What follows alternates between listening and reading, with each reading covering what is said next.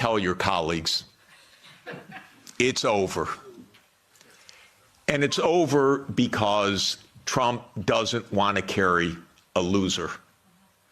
That's it. It's not some great morality. He doesn't want to carry a loser. This is a loser. The one that will be saved by the negotiations taking place right now is Ukraine. Second is Europe. Your stock market's rising in recent days by the horrible news of negotiations. I know this has been met with the sheer horror in these chambers, but this is the best news that you could get.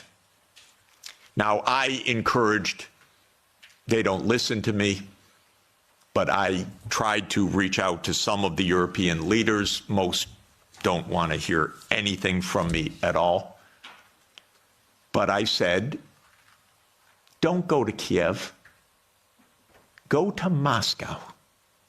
Discuss with your counterparts. Are you kidding? You're Europe. You're 450 million people. You're $20 trillion economy. You should be the main economic trading partner of Russia. It's natural links. By the way, if anyone would like to discuss how the U.S. blew up Nord Stream, I'd be happy to talk about that.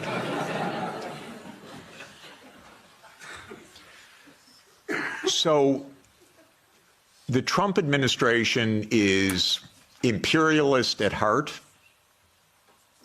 It is great powers dominate the world. It is we will do what we want when we can. We will be better than a senescent Biden, and we'll cut our losses where we have to. There are several war zones in the world, the Middle East being another. We don't know what will happen with that. Again, if Europe had a proper policy, you could stop that war. I'll explain how. But war with China is also a possibility.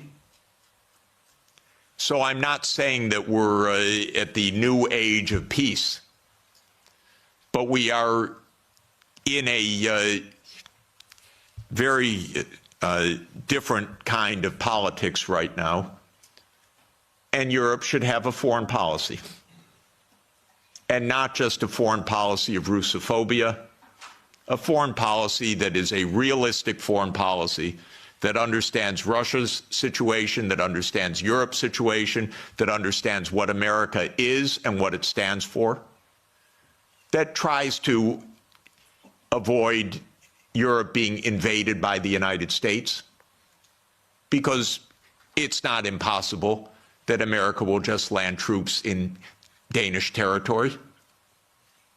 I'm not joking. And I don't think they're joking.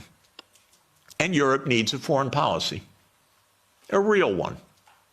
Not a, yes, we'll bargain with Mr. Trump and meet him halfway. You know what that will be like? Give me a call afterwards. Please don't have American officials as head of Europe. Have European officials. Please. Have a European foreign policy. You're going to be living with Russia for a long time, so please negotiate with Russia. There are real security issues on the table. But the bombast and the Russophobia is not serving your security at all. It's not serving Ukraine's security at all. It contributed to 1 million casualties in Ukraine from this idiotic American adventure that you signed on to and then became the lead cheerleaders of. It solves nothing. On the Middle East, by the way, the U.S. completely handed over foreign policy to Netanyahu 30 years ago. The Israel lobby dominates American politics. Just have no doubt about it. I could explain for hours how it works. It's very dangerous. I'm hoping that Trump will not destroy his administration and worse, the Palestinian people, because of Netanyahu, who I regard as a war criminal, properly indicted by the ICC, and that needs to be told no more, that there will be a state of Palestine on the borders of the 4th of June, 1967, according to international law, as the only way for peace. It's the only way for Europe to have peace on your borders with the Middle East, is the two-state solution. There is only one obstacle to it, by the way, and that is the veto of the United States in the UN Security Council. So if you want to have some influence, tell the United States, drop the veto. You are together with 180 countries in the world. The only ones that oppose a Palestinian state are the United States, Israel, Micronesia, Nauru, Palau, Papua New Guinea, Mr. Malay, and Paraguay. So this is a place where Europe could have a big influence. Europe has gone silent about the JCPOA and Iran. Netanyahu's greatest dream in life is a war between the United States and Iran. He's not given up, and it's not impossible that that would come also. And that's because the U.S. in this regard does not have an independent foreign policy. It is run by Israel. It's tragic.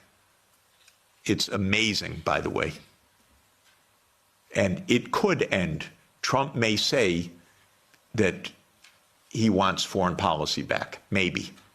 I'm hoping that it's the case. Finally, let me just say with respect to China, China is not an enemy. China is just a success story. That's why it is viewed by the United States as an enemy, because China is a bigger economy than the United States. That's all.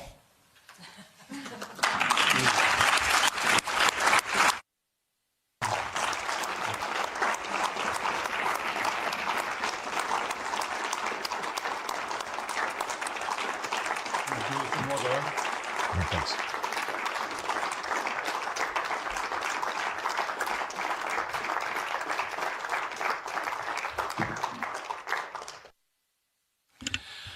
Very well. Now, questions. Please don't make any statements. Just make questions, because we are too many and we don't have all that much time. So where do I start? I start with on the left side. I have a preference to the left, as you know. You come on. Yeah, go ahead. Thank you, Jeffrey Sachs. From the Czech Republic, we are glad we have you here. We have a problem. We were cursed by a witch who told the EU, and the EU is mugged. So it won't be improved until 2029. But what we, the Central Europeans, should do in the meantime, especially if the Germans don't happen to vote for Sarah Wagenknecht enough, are we supposed to create some kind of neutrality for the Central Europe, or what would you suggest us to do? So, first of all my grandchildren are Czech, I want you to know. And Sonia is Czech-born and Czech citizen, so we're very proud. I'm the trailing spouse in this, but I'm a Czech wannabe.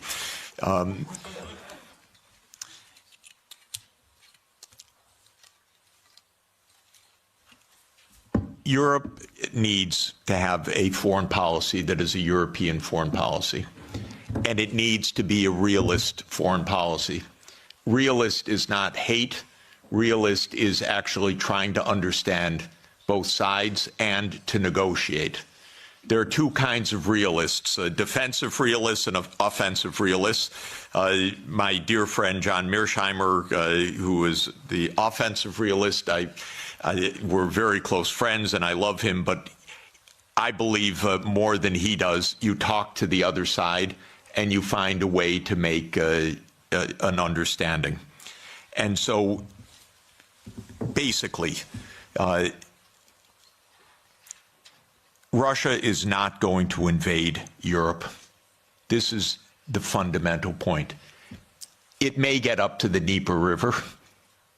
It's not going to invade Europe. But there are real issues. The main issue for Russia was the United States, because Russia, as a major power and the largest nuclear power in the world, was profoundly concerned about U.S. unipolarity from the beginning.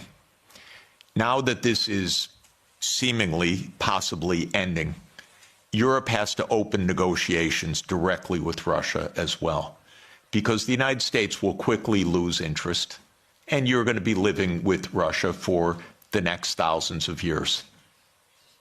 Okay? So what do you want? You want to make sure that the Baltic states are secure. The best thing for the Baltic states is to stop their Russophobia. This is the most important thing. Estonia has about 25% Russian citizens, or Russian-speaking citizens, ethnic Russians. Latvia, the same. Don't provoke the neighbor. That's all. This is not hard. It really isn't hard. And again, I want to explain my point of view. I have helped these countries, the ones I'm talking about, trying to advise. I'm not their enemy. I'm not Putin's puppet. I'm not Putin's apologist. I worked in Estonia. They gave me, I think it's the second highest civilian honor that a president of Estonia can bestow on a non-national, because I designed their currency system for them in 1992. So I'm giving them advice. Do not stand there, Estonia, and say, we want to break up Russia. Are you kidding? Don't. This is not how to survive in this world. You survive with mutual respect, actually. You survive in negotiation. You survive in discussion. You don't outlaw the Russian language. Not a good idea when 25% of your population has a first language of Russian. It's not right, even if there weren't a giant on the border. It wouldn't be the right thing to do. You'd have it as an official language. You'd have a language of in lower school. You wouldn't antagonize the Russian Orthodox Church. So basically, we need to behave like grown-ups. And when I constantly say that they're acting like children, Sonia always says to me, that's unfair to children. Because this is worse than children. We have a 6-year-old granddaughter and a 3-year-old grandson, and they actually make up with their friends. And we don't tell them, go, just ridicule them tomorrow and every day. We say, go, give them a hug and go play. And they do. This is not hard. By the way, well, anyway, I won't belabor the point. Thank you. So, elect a new government. No, I shouldn't say that. All I should say is change policy. I don't want to have a political.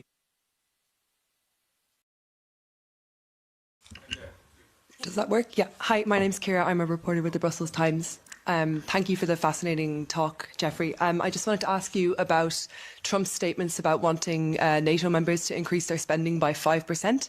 And we're now seeing lots of countries scrambling to prove that they're going to do that, including Belgium. And given that Belgium is also the NATO headquarters, I wanted to ask you what would be the appropriate response to those statements by NATO members? Thanks. We don't see exactly eye to eye on this question, so let me give you my own view. My first recommendation, with all respect to Brussels, is move the NATO headquarters somewhere else. I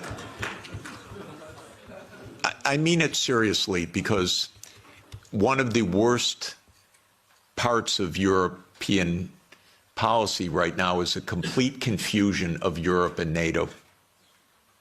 These are completely different, but they became exactly the same. Europe is much better than NATO. In my opinion, NATO isn't even needed anymore. I would have ended it in 1991. But because the US viewed it as an instrument of hegemony, not as a defense against Russia, it continued afterwards. But the confusion of NATO and Europe is deadly, because expanding Europe meant expanding NATO, period. And these should have been completely different things. So this is the first point. My own view, again, with all respect to Michael, we only had a brief conversation about it, is that Europe basically should have its own foreign policy and its own military security, its own strategic autonomy, so-called. And it should. I'm in favor of that. I would disband NATO, and maybe Trump is going to do it anyway. Maybe Trump's going to invade Greenland. Who knows? Then you're really going to find out what NATO means. So I do think that Europe should invest in its security. 5% is outlandish, ridiculous, absurd, completely absurd. No one needs to spend anything like that amount. 2 to 3% of GDP, probably under the current circumstances. What I would do, by the way, is buy European production. Because actually, strangely, weirdly,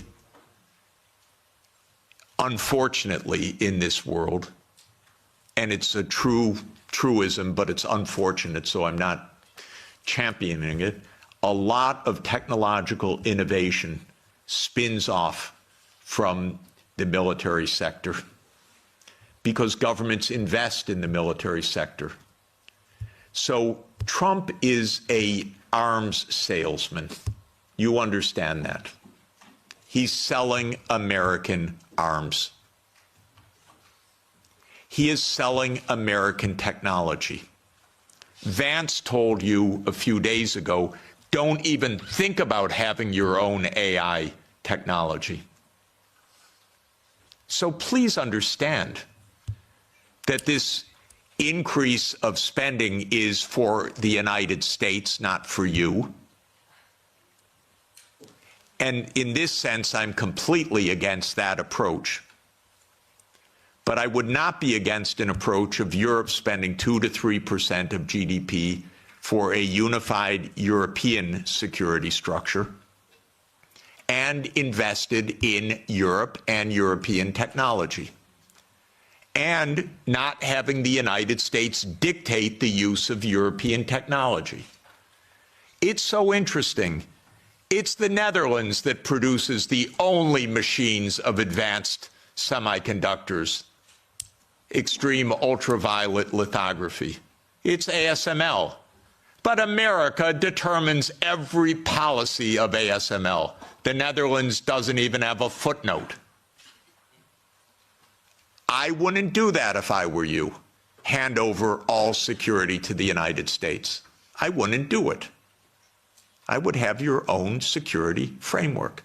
so you can have your own foreign policy framework as well. Europe stands for lots of things that the United States does not stand for. Europe stands for climate action, by the way, rightly so, because our president is completely bonkers on this. And Europe stands for decency, for social democracy as an ethos. I'm not talking about a party. I'm talking about an ethos of how equality of life occurs. Europe stands for multilateralism. Europe stands for the UN Charter. The US stands for none of those things.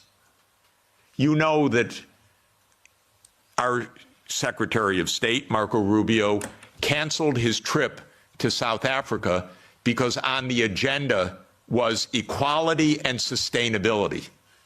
And he said, I'm not getting into that. That is an honest reflection of deep Anglo-Saxon libertarianism. Egalitarianism is not a word of the American lexicon. Sustainable development, not at all. You probably know, by the way, that of the 193 UN member states, 191 have had SDG plans presented as voluntary national reviews. 191. 2 have not. Haiti and the United States of America. The Biden administration wasn't even allowed to say sustainable development goals. The Treasury had a policy not to say sustainable development goals. Okay, I mention all of this because you need your own foreign policy. I issue a report, 2 reports each year, one the World Happiness Report, and 18 of the top 20 countries, if I remember correctly, are European. This is the highest quality of life in the whole world. So you need your own policy to protect that quality of life. The United States ranks way down. And the other report, where's my colleague Guillaume? He's somewhere in the room. Here, there he is. Guillaume Lafortune is the lead author of our annual Sustainable Development Report. And almost all of the top 20 countries are European countries because you believe in this stuff. And that's why you're the happiest, except in geopolitics. But quality of life. So you need your own foreign policy, but you won't have it unless you have your own security. You just won't. And so, and by the way, 27 countries cannot each have their own foreign policy. This is a problem. You need a European foreign policy and a European security structure. And by the way, although Michael assures me it's dead, I was the greatest fan of OSCE and believe that OSCE is the proper framework for European security. It could really work.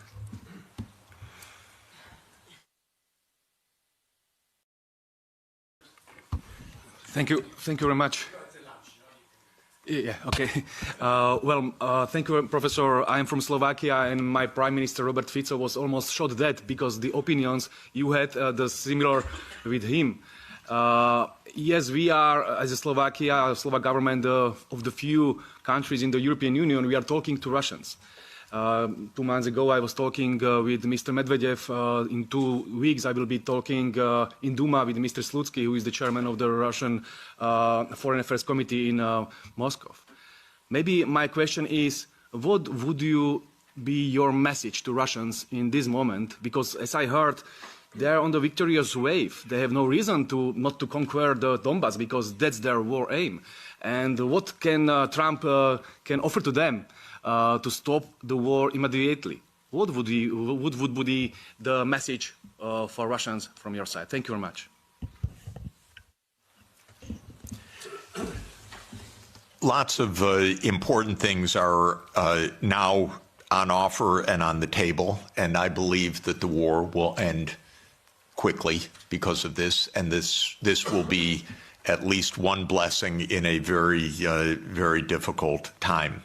Exactly what the settlement will be I think, is now only a question of the territorial issues, and that is whether it is the complete 4 oblasts, including all of Kherson and Zaporizhia, or whether it is on the contact line and how all of this will be negotiated.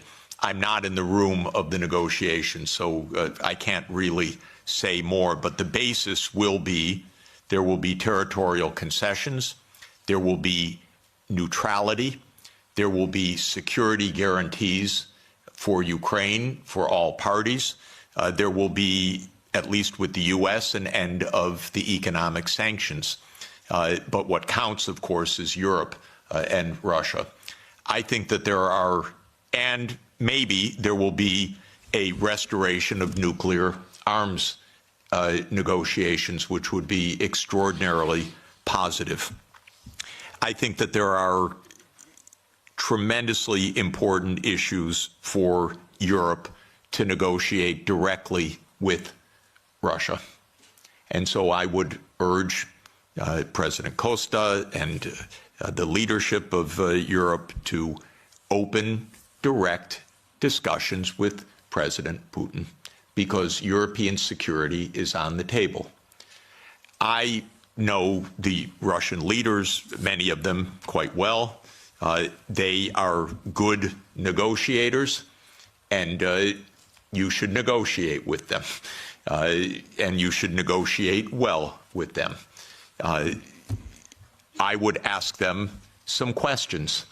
I would ask them, what are the security guarantees that can work so that this war ends permanently? What are the security guarantees for the Baltic states? What should be done? Part of the process of negotiation is actually to ask the other side about your concerns, not just to know what they know as you think is true, but actually to ask, we have a real problem, we have a real worry, what are the guarantees? Well, I want to know the answers also. By the way, I know Minister Lavrov, for 30 years. I regard him as a brilliant foreign minister. Talk with him, negotiate with him, get ideas, put ideas on the table, put counter ideas on the table. I don't think all of this can be settled by pure reason because of oneself. You settle wars by negotiating and understanding what are the real issues, and you don't call the other side a liar when they express their issues. You work out what the implications of that are for the mutual benefit of peace. So the most important thing is stop the yelling, stop the warmongering, and discuss with the Russian counterparts. And don't beg to be at the table with the United States. You don't need to be in the room with the United States. You're Europe. You should be in the room with Europe and Russia. If the United States wants to join, that's fine. But to beg, no. And by the way, Europe does not need to have Ukraine in the room when Europe talks with Russia. You have a lot of issues, direct issues. Don't hand over your foreign policy to anybody, not to the United States, not to Ukraine, not to Israel. Keep a European foreign policy. This is the basic idea.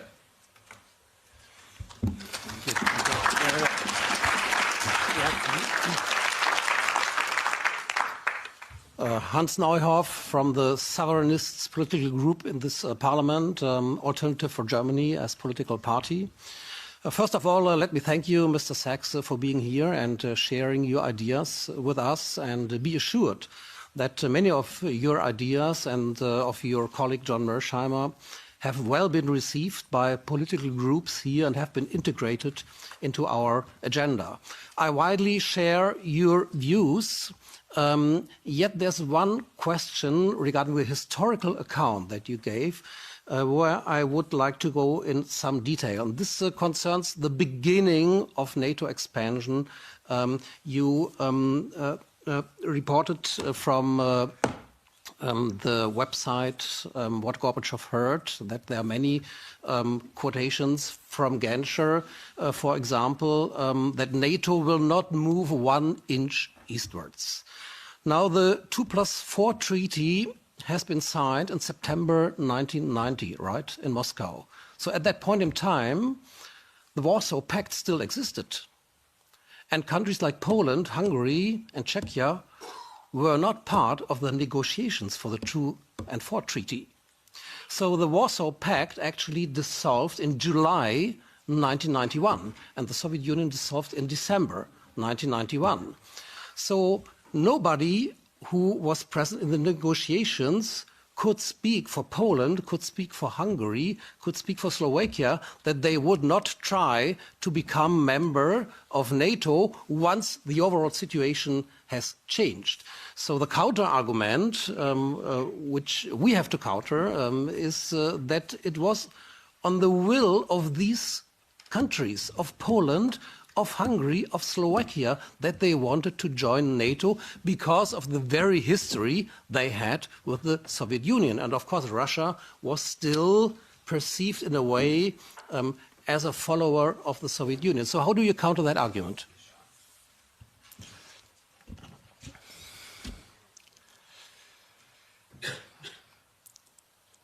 I have no doubt of why Hungary, Poland, Czech Republic, Slovakia wanted to join NATO. The question is, what is the U.S. doing to make peace? Because NATO is not a choice of Hungary, Poland, Czech Republic, or Slovakia. NATO is a U.S.-led military alliance. And the question is, how are we going to establish peace in a reliable way? If I were making those decisions back then, I would have ended NATO altogether in 1991. When those countries requested NATO, I would have explained to them what our Defense Secretary William Perry said, what our lead statesman George Kennan said, what our final ambassador to the Soviet Union, Jack Matlock, said. They said, well, we understand your feelings, but it's not a good idea because it could provoke a new Cold War with Russia. So that's how I would have answered it. When those countries joined in the first wave, I don't think it was that consequential, in fact, except that it was part of a bigger project. And the project was spelled out already in 1994. There's a very good book by Jonathan Haslam, Harvard University Press, called Hubris, which gives a detailed historical documentation of step-by-step what happened. And it's really worth reading. So this is now, but the point I would really make is that Ukraine and Georgia were too far. This is right up against Russia. This is in the context of the complete destabilization of the nuclear framework. This is in the context of the U.S. putting in missile systems on Russia's borders. If you listen to President Putin over the years, probably the main thing, if you listen carefully, that he's concerned about is missiles 7 minutes from Moscow, is a decapitation strike. And this is very real. The U.S. not only would freak out, but did freak out when this happened in the Western Hemisphere. So it's the Cuban Missile Crisis in reverse. And fortunately, Nikita Khrushchev did not stand up and say, open door policy of the Warsaw Pact. We can go wherever we want. Cuba's asked us, it's none of America's business. What Khrushchev said is, war, my God, we don't want war. We end this crisis. We both pull back. That's what Khrushchev and Kennedy decided in the end. So this is the real consequential. Russia even swallowed with a lot of pain the Baltic states, Romania, Bulgaria, Slovakia, and Slovenia. It is Ukraine and Georgia. And it's because of geography. It's because of Lord Palmerston. It's because of the First Crimean War. It's because of the missile systems that this is the essence of why there was this war.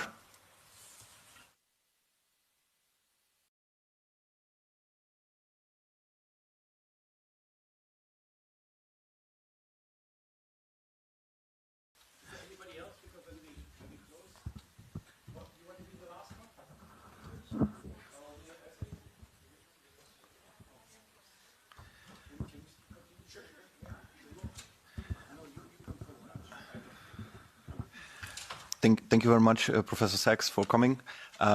You've mentioned that the European Union needs to formulate its own foreign policy. In the past, the German-Franco alliance was a big driver for those policies.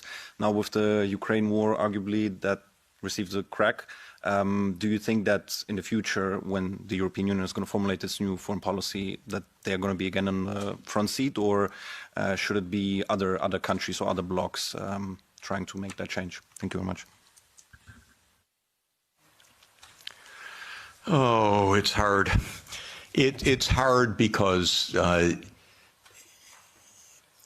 of course, you don't yet have a constitution for Europe which really underpins a European foreign policy. And it can't be by unanimity. There has to be a structure in which Europe can speak as Europe, even with some dissent, but with a European policy. I don't want to oversimplify how to get there exactly, but even with the structures you have, you could do a lot better with negotiating directly. The first rule is your diplomats should be diplomats, not secretaries of war.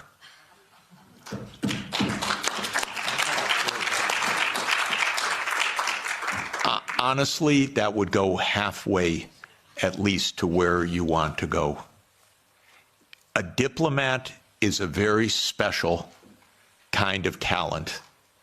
A diplomat is trained to sit together with the other side and to listen, to shake hands, to smile, and to be pleasant. It's very hard. It's a skill. It's training. It's a profession. It's not a game. You need that kind of diplomacy. I'm sorry, we are not hearing anything like that. I'll just make a couple complaints. First, Europe is not NATO, as I said. I thought Stoltenberg was the worst, but I was wrong. It just keeps getting worse. Could someone in NATO stop talking, for God's sake, about more war? And could NATO stop speaking for Europe, and Europe stop thinking it's NATO? This is the first absolute point. Second, I'm sorry, but your High Representative Vice Presidents need to become diplomats. Diplomacy means going to Moscow, inviting your Russian counterpart here, discussing. This doesn't happen till now. So this is really my point. Now, I believe that Europe should become more integrated and more unified in the years ahead. I'm a strong believer in subsidiarity. So we were discussing, I don't think housing policy is really Europe's main issue. I think this can be handled at the local level or at the national level. I don't see it as a European issue, but I don't see foreign policy as being a 27-country issue. I see it being as a European issue. And I see security being at a European level.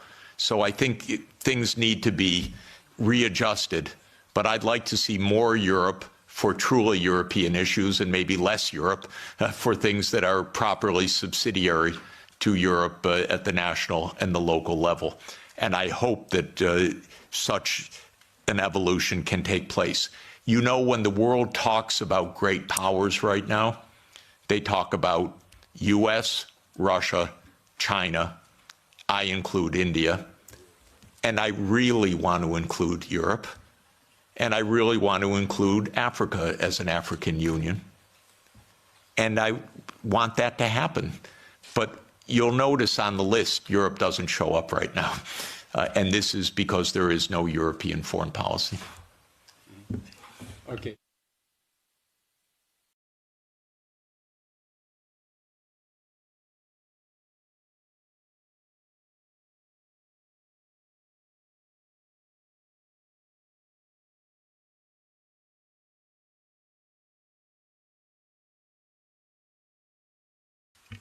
Thank you very much, and thank you very much, Professor, for this very courageous speech, very clear speech also that you made. I'm an MEP from Luxembourg. My question is the following. What are the long-term consequences of this lost war? We lost the war, now we have an uncertain future for NATO. We have also clearly, and you referred to it, the marginalization of Europe. We have a strengthening of the BRICS countries, which can be rivals in many respects. So will there be a future for a collective West over the next 20 or 30 years? Thank you very much.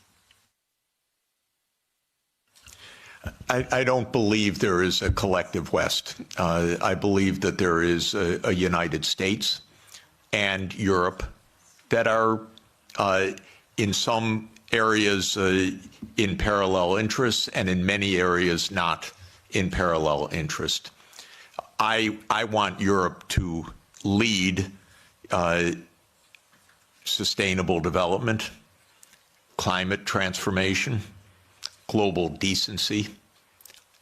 I believe if the world looked more like Europe, it'd be a happier, more peaceful, safer world. And longevity and better food, by the way. But just saying, in any event, Europe has a vocation that is rather different from the American tradition and, frankly, from the Anglo-Saxon tradition, because it's been 200 years of Anglo-Saxon hegemony or aspirational hegemony. The British still believe they run the world. It's amazing what nostalgia means. They don't even stop. It's almost like a Monty Python skit, actually. But in any event, where was I?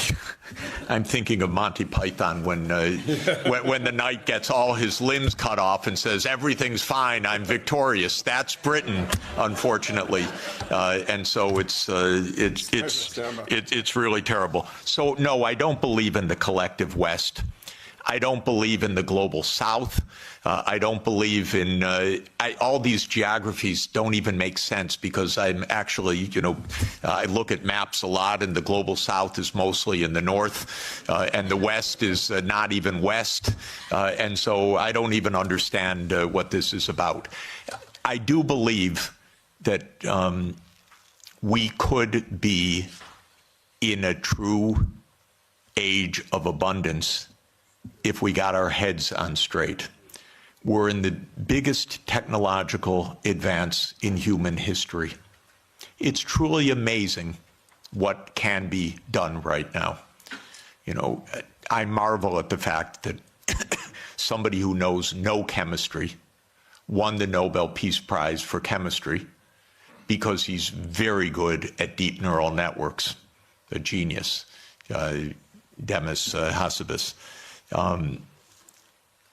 They figured out protein folding that generations of biochemists spent their whole lives on. And now DeepMind figured out how to do it, by the thousands of proteins. We have friends that spent their entire life on one protein, brilliant friends. And now what we can do. So if actually, and same with renewable energy, as everybody knows, the price has come down by more than 2 orders of magnitude, the costs. We could transform the planet, we could protect the climate system, we could protect biodiversity, we could ensure every child gets a good education, we could do so many wonderful things right now. And so what do we need to do that? In my view, we need peace, most importantly. And my basic point is there are no deep reasons for conflict anywhere.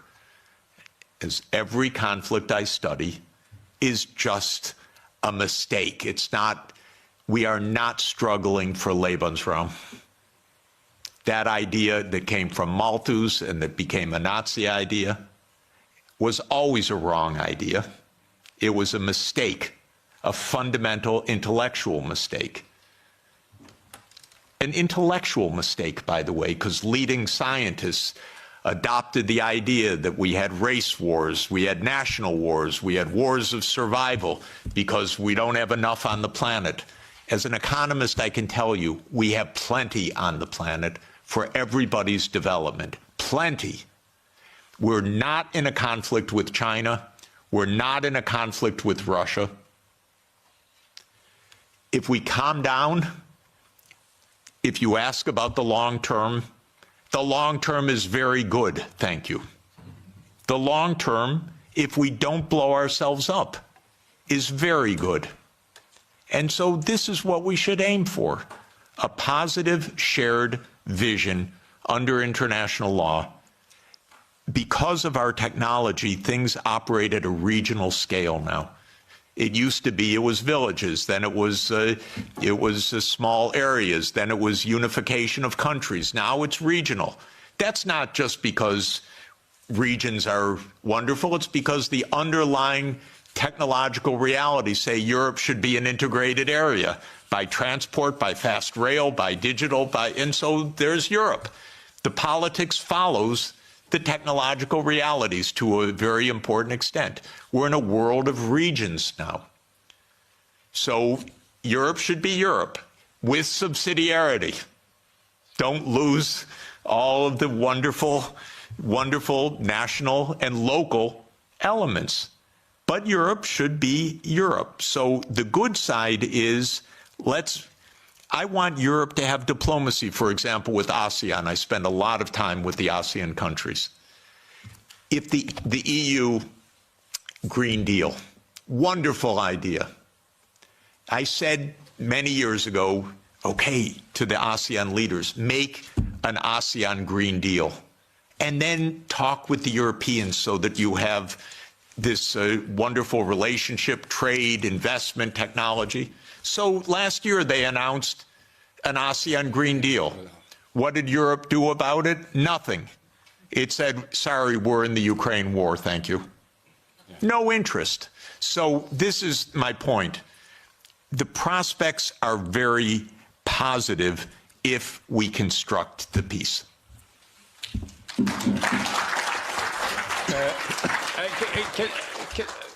Because we have to go, I get all the time messages that I should leave the room. Can you Short. So something very short? Yeah. It's quite short. Sorry. Yeah. Thank you a lot for the lecture. I wanted to ask, do you think way out of the conflict is some sort of style of Finlandization? And then also, do you think is that the way you would have liked to see, for example, Finland and Sweden's NATO process? Do you think that a way out of the conflict is some kind of style of Finlandization? And then, is that what you would have? Is that what you would have liked to see in, Sweden and Finland's foreign policy as an example? Is that instead of them becoming members of NATO, is that the way that you would have liked to see these countries handle their foreign policy? And do you think that these countries that border Russia should just kind of succumb to their fate that, okay, we can't provoke Russia, this is the way we have to live? And then, very good. Excellent question. And let me just report one part about Finlandization. Finlandization landed Finland #1 in the World Happiness Report year after year. Rich, successful, happy, and secure. That's pre-NATO. So Finlandization was a wonderful thing. #1 in the world. When Sweden and Finland and Austria were neutral. Bravo, smart. When Ukraine was neutral, smart. If you have two superpowers, keep them apart a little bit. You don't have to be right with your nose up against each other, especially if one of them, the US, is pushing its nose into the other one. And so Finlandization, to my mind, has a very positive connotation. So does Austrianization. Austria, 1955, signed its neutrality. The Soviet army left. And Austria is a wonderful place, by the way. Absolutely wonderful. And so this is basic how to avoid conflict. If the United States had any sense at all, it would have left these countries as a neutral space in between the U.S. military and Russia. But that's where the U.S. lost it. Okay. Thank you very much. Let me... I just want to end with an appeal. I think we both agree that we will have the war will end within a month or two. That means the fighting will end. It doesn't mean that we will have peace in Europe. The peace in Europe, that has to be done by us, by Europeans, not by a president from the United States. We have to create this peace, and that is Europe, which includes, of course, Belarus, Russia, and all these other countries. So we have to do something. And we are here at Parliament. As a parliamentarians, we represent people. We are the only legitimate, democratically legitimate institution in the European Union. Maybe we should have become all a little bit more proactive in trying to move this peace process forwards across party lines. I think, I don't know how many parties here really are, but that we can talk to each other without saying, you're from this party, you're from this party. I think we really have to concentrate. If here we could not take more initiative from the Parliament vis-à-vis the Commission and saying, we are presenting the people, not you. We are presenting the people. And these people in Europe want peace, and that's what we should go. So maybe this is the beginning of one. We will make every month, I will organize with my colleagues the same thing here about different topics, which were all around it. And we hope that this one we get a discussion that is different what we have in the plenum, where we basically don't have a discussion, but that we have a discussion and also across the party, and invite also people from other political parties. We don't bite anybody. Let's discuss it. In the end, we all want the same peace for the next generation. And I have plenty of children and grandchildren, you too, and that's what we need. Okay, thank you very much, Professor Sachs.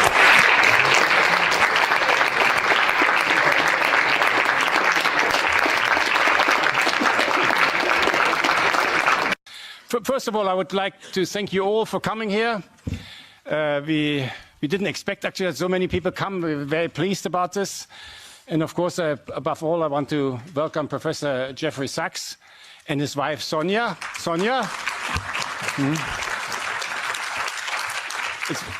It's very... I have forgot my things, so it's very difficult to introduce him. He did so many things in life.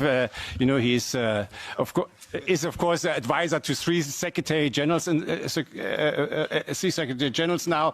He is professor from Columbia University. He started the Earth Institute, and you correct me afterwards if I'm wrong.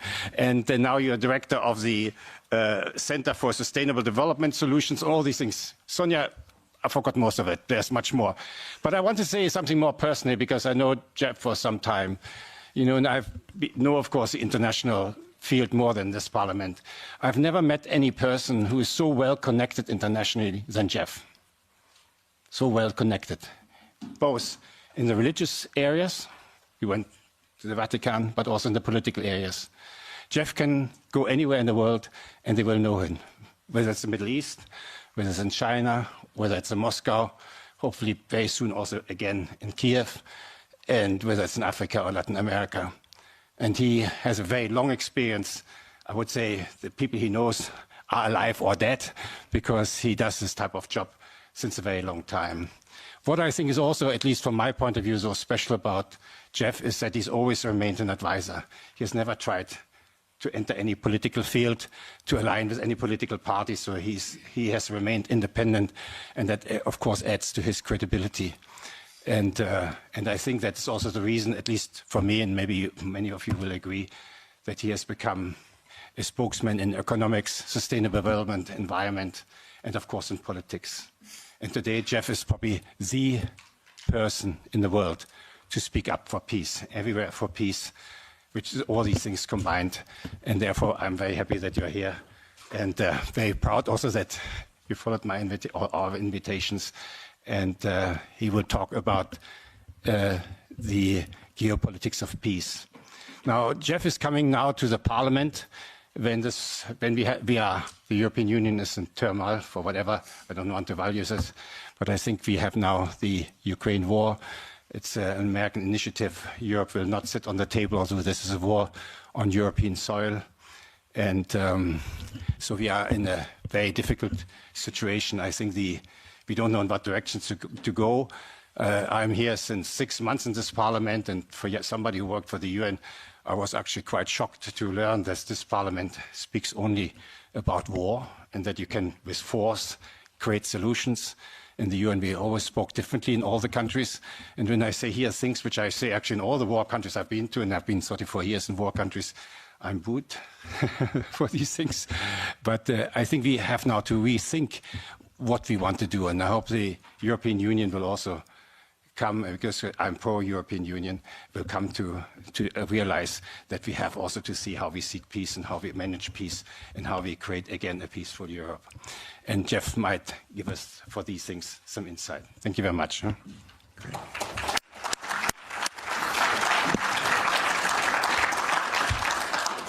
Michael, thank you so much, and thanks to all of you for the chance to be together and to think together. This is indeed a complicated and fast-changing time, and a very dangerous one. So we really need clarity of thought. I'm especially interested in our conversation, so I'll try to be as succinct and clear as I can be. I've watched the events very close up in Eastern Europe, the former Soviet Union, Russia, very closely for the last 36 years. I was an advisor to the Polish government in 1989, to President Gorbachev in 1990 and 91, to President Yeltsin in 1991 to 1993, to President Kuchma of Ukraine in 1993-94. I helped introduce the Estonian currency. I helped several countries in former Yugoslavia, especially Slovenia. I've watched the events very close up for 36 years. After the Maidan, I was asked by the new government to come to Kiev, and I was taken around the Maidan, and I learned a lot of things firsthand. I've been in touch with Russian leaders for more than 30 years. I know the American political leadership close up. Our previous Secretary of Treasury was my macroeconomics teacher 51 years ago, or just to give you an idea. So we were very close friends for a half century.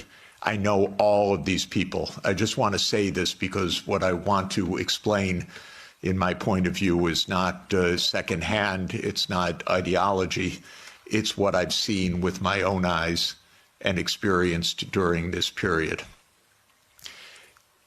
In my understanding of the events that have befallen Europe in many contexts, and I'll include not only the Ukraine crisis, but Serbia, 1999, the wars in the Middle East, including Iraq, Syria, the wars in Africa, including Sudan, Somalia, Libya,